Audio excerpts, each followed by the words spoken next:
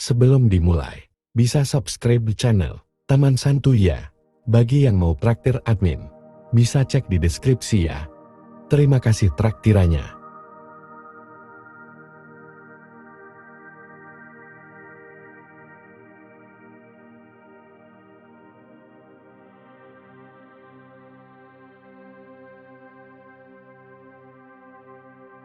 Untuk memahami prediksi munculnya Imam Mahdi pada tahun 2024, kita perlu melihat kembali ke peristiwa penting dalam sejarah Islam, yaitu runtuhnya Kekhilafan Ottoman pada tahun 1924. Kekhilafan Ottoman, yang berdiri selama lebih dari 6 abad, merupakan salah satu kekhilafan terbesar dan paling berpengaruh dalam sejarah Islam. Kekhilafahan ini mencakup wilayah yang luas, mulai dari Eropa Timur hingga Afrika Utara dan Timur Tengah. Namun pada tahun 1924, kekhilafahan ini runtuh akibat berbagai faktor, internal dan eksternal. Runtuhnya Kekhilafan Ottoman menandai berakhirnya era kekhilafan. Dalam sejarah Islam, kekhilafan ini memainkan peran penting dalam menyatukan umat Islam di bawah satu kepemimpinan. Namun dengan runtuhnya Kekhilafan Ottoman, dunia Islam memasuki periode baru yang penuh dengan tantangan. Beberapa pandangan menyebutkan bahwa setelah 100 tahun runtuhnya kekhilafan Islam, yaitu pada tahun 2024, Imam Mahdi akan muncul untuk memimpin umat Islam menuju kebangkitan baru. Pandangan ini didasarkan pada berbagai hadis dan interpretasi ulama tentang tanda-tanda akhir zaman. Periode 100 tahun ini seringkali dianggap signifikan dalam berbagai tradisi dan kepercayaan. Dalam konteks Islam, angka 100 tahun juga memiliki arti penting karena berbagai peristiwa besar seringkali terjadi dalam siklus waktu ini. Oleh karena itu, banyak yang mempercayai bahwa tahun 2024 akan menjadi momen penting dalam sejarah Islam. Prediksi tentang munculnya Imam Mahdi memang selalu menjadi topik yang menarik untuk dibahas.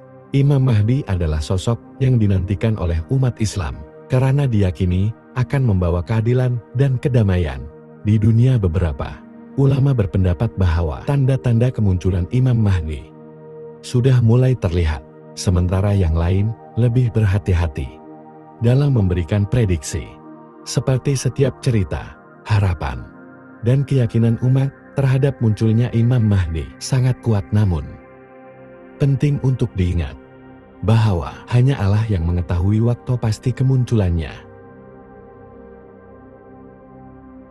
Ulama seperti Ibnu Katsir dan Imam Al-Suyuti telah membahas secara mendalam tentang tanda-tanda akhir zaman dan kemunculan Imam Mahdi dalam karya-karya mereka.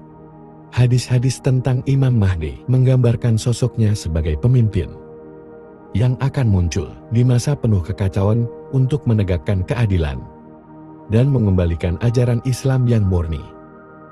Meskipun terdapat berbagai interpretasi mengenai tanda-tanda ini, ulama sepakat bahwa Imam Mahdi adalah bahagian penting dari skatologi Islam.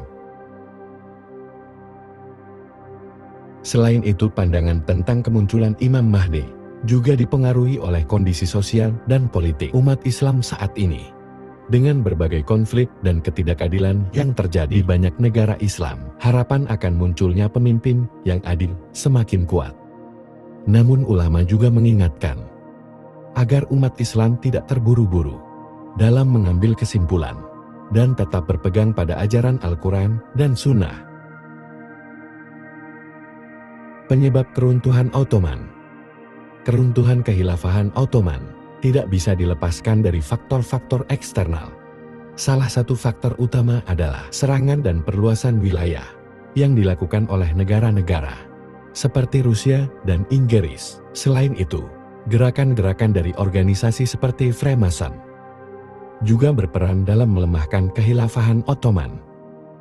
Serangan-serangan militer dari negara-negara barat ini tidak hanya melemahkan kekuatan militer Ottoman, tetapi juga merusak stabilitas politik dan ekonomi mereka. Namun faktor eksternal bukan satu-satunya penyebab. Faktor internal juga memiliki peran besar dalam keruntuhan Kekhilafahan Ottoman. Salah satu penyebab utama adalah ditinggalkannya ajaran Islam sebagai landasan utama dalam kehidupan bermasyarakat dan bernegara. Pengaruh filsafat dan pemikiran yang tidak Islami mulai merasuki pemikiran kaum muslimin. Nasionalisme juga menjadi faktor penting yang menyebabkan perpecahan di kalangan umat Islam. Ditambah lagi meninggalkan bahasa Arab sebagai bahasa utama mengakibatkan hilangnya pemahaman mendalam terhadap ajaran Islam. Dalam periode akhir Kekhilafahan Ottoman, terjadi banyak ketidakstabilan politik dan ekonomi. Informasi yang dilakukan untuk menyelamatkan kekhilafahan seringkali tidak berhasil karena kurangnya dukungan dari berbagai pihak. Selain itu, kebijakan-kebijakan yang tidak konsisten dan kurangnya kepemimpinan yang kuat turut mempercepat runtuhnya kekhilafahan ini. Konflik internal dan persaingan antar elit politik juga memainkan peran penting dalam melemahkan Kekhilafahan Ottoman. Selama periode ini, terjadi perubahan besar dalam struktur, sosial, dan ekonomi masyarakat Ottoman. Perubahan-perubahan ini seringkali tidak sesuai dengan nilai-nilai Islam dan menyebabkan ketidakpuasan di kalangan rakyat. Ketidakmampuan Kekhilafahan Ottoman untuk beradaptasi dengan perubahan zaman juga menjadi faktor penting yang menyebabkan keruntuhannya.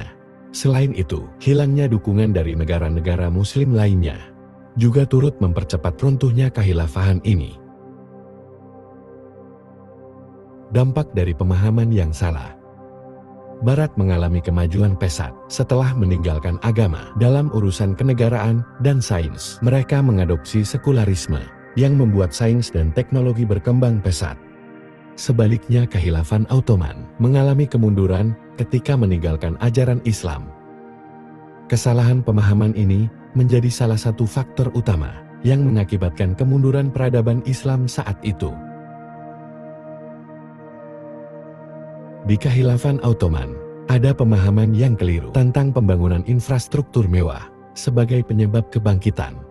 Padahal infrastruktur mewah seperti istana-istana megah hanya merupakan hasil dari kebangkitan suatu peradaban, bukan penyebabnya. Ini menunjukkan bahwa kebangkitan peradaban tidak dapat dicapai hanya dengan kemewahan fisik, tetapi harus didasarkan pada landasan yang kuat, yaitu ajaran dan nilai-nilai agama. Selain itu, kesalahan dalam memahami hubungan antara agama dan ilmu pengetahuan juga berdampak negatif.